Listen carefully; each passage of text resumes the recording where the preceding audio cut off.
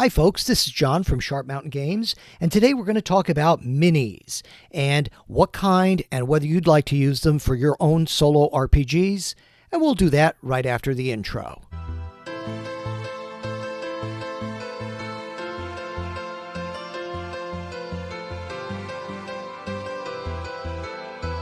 So today we're going to talk about miniatures, minis, and when you might use them, when you might not. And I'm going to break it down into three different categories. We're going to talk about traditional minis, we're going to talk about found and maybe homemade miniatures, and then I want to talk about the ones that I'm using at least lately. So why don't we get started? Let's look at traditional minis. So if you're a gamer, you have some of these almost certainly. And these are really good for 1-inch grids. And you can see I have this 1-inch grid. I got this at Ollie's. This is from one of those campaign cases. So we have our miniatures. We can bring a monster in here. They're very evocative. You know, they're really great for very detailed play. So if you're trying to solo something like 1E, or if you're playing an old school game and you are kind of fussy about spell ranges and things like that, you know, it's perfect. You can count the blocks and you can do that. And in fact, painting miniatures like this is really a hobby all on its own. So if you don't want to use a grid, you could always use a ruler and say, 1 inch is 5 feet and do it that way. But the grid makes it pretty easy. And even if you don't have a battle mat or something like this, you can print out a 1-inch grid on paper. There's all kind of things to make graph paper online, especially nowadays.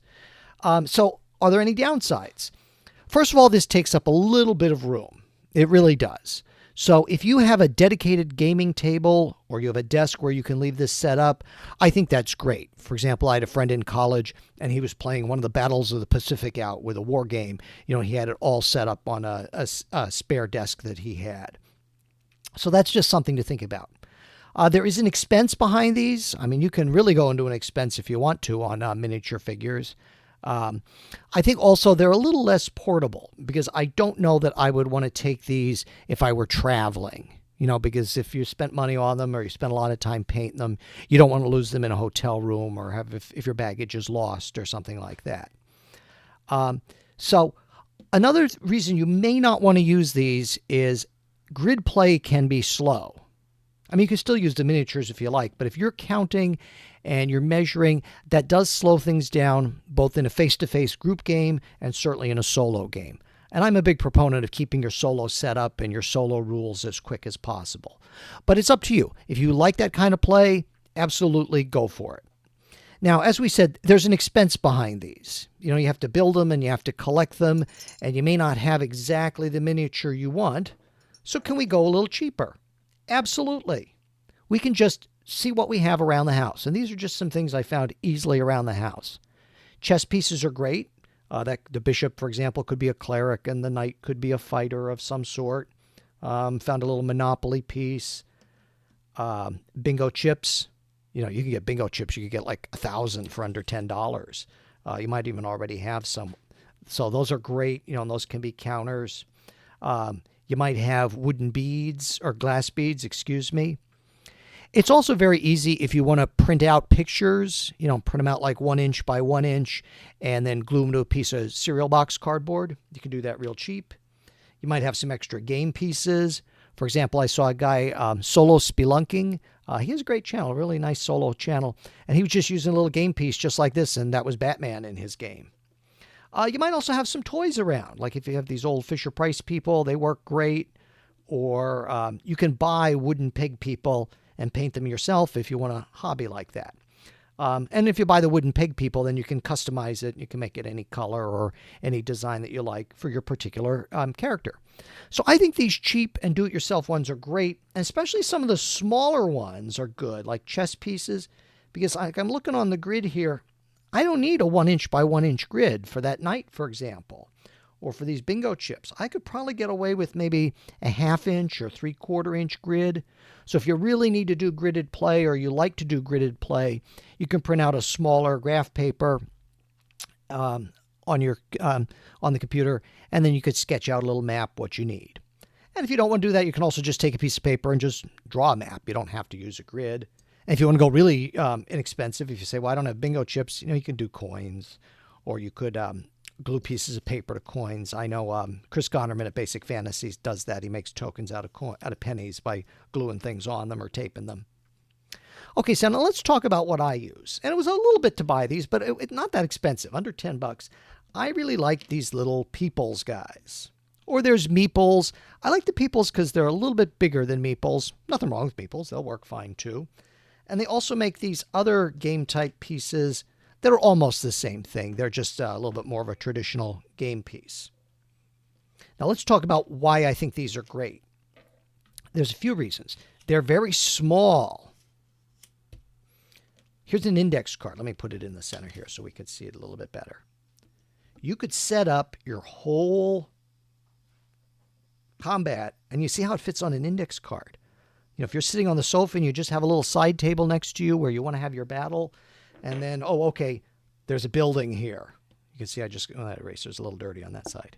I can have, all right, these people are outside the building, and this guy's inside the building doing something nefarious, or it could be up on the wall.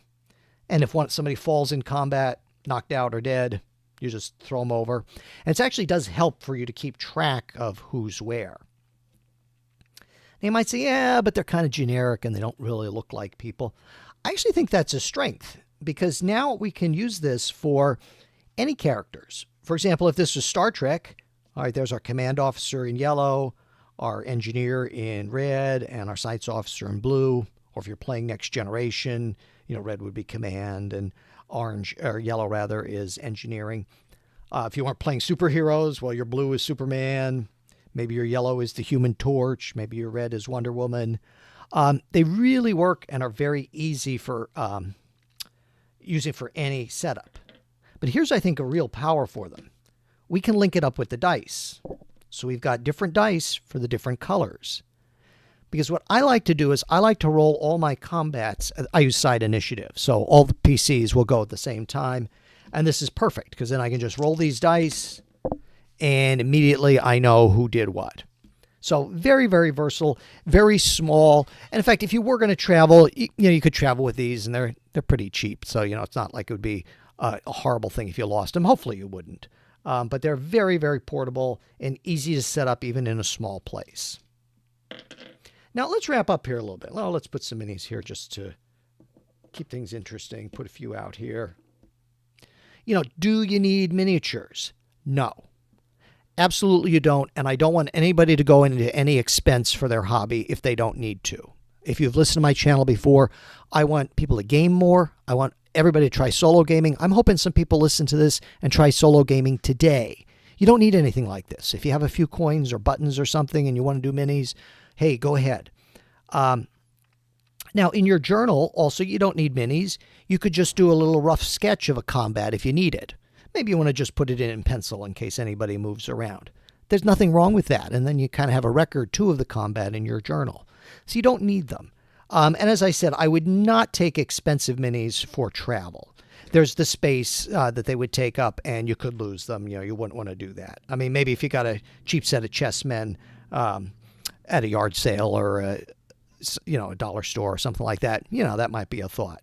But you don't really need them for travel. And, like I've solo RPG'd just with my notebook and a dice app on my phone. So, I didn't need to bring any stuff with me. So you don't need them, but they're very helpful if you want to do some tactical combat with or without a grid. It does help you keep track of who's where. And I think, most importantly, it can make the session more memorable. You see what's going on. It helps you visualize. It's kind of tactile. And most importantly, it's fun. And you might ask, aren't you a little bit old to be talking about toys? And the answer is yes. And I don't care because it helps me relax. And I hope it helps you relax. And I think if we can be more relaxed and less stressful people, we can be nicer to each other. At least I hope that's the case. So thanks very much for watching. You can stick around and see what else we have here at Sharp Mountain Games. And I'll see you next time. So here at Sharp Mountain Games, we have a few adventures in print, such as the Star Mermaid, the Dwarven Pickup Truck, and the Sky Tree, and you can check those out at Amazon, Lulu, and drivethrurpg. Also over on drivethrurpg, we have a number of other adventures and character classes, and even some stock art. On Roll20, we have some map packs and character cards, so you can check those out if you're interested. And as always, please like and subscribe, and we hope to see you again real soon.